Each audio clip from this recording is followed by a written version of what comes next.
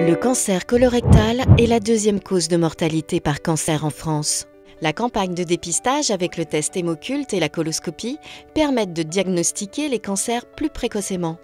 Il s'agit alors de tumeurs précancéreuses ou polypes et des cancers superficiels. Cela veut dire que seules les couches superficielles de la paroi du rectum ou du côlon sont atteintes. Pour vous soigner, on peut vous proposer aujourd'hui une intervention par coloscopie.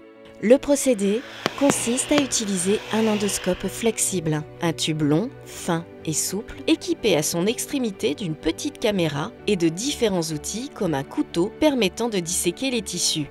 Un coloscope est introduit précautionneusement dans le rectum ou le côlon du patient.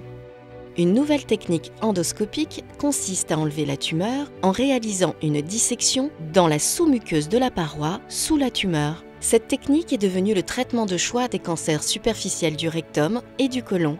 La dissection sous-muqueuse est en général indiquée par les polypes plans et sessiles de plus de 2 cm ayant un risque de cancérisation.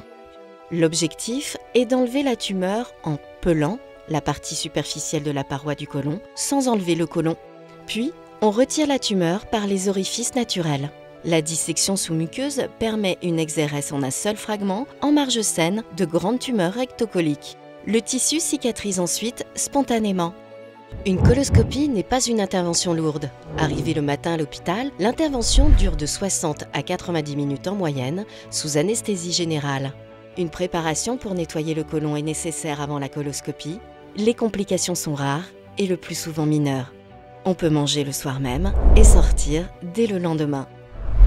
Dans plus de 90% des cas, la résection par dissection sous-muqueuse de la tumeur est suffisante. Dans 10% des cas, un traitement chirurgical complémentaire est nécessaire. Lors d'une fibroscopie, le même traitement peut être utilisé pour disséquer les cancers superficiels gastriques et œsophagiens.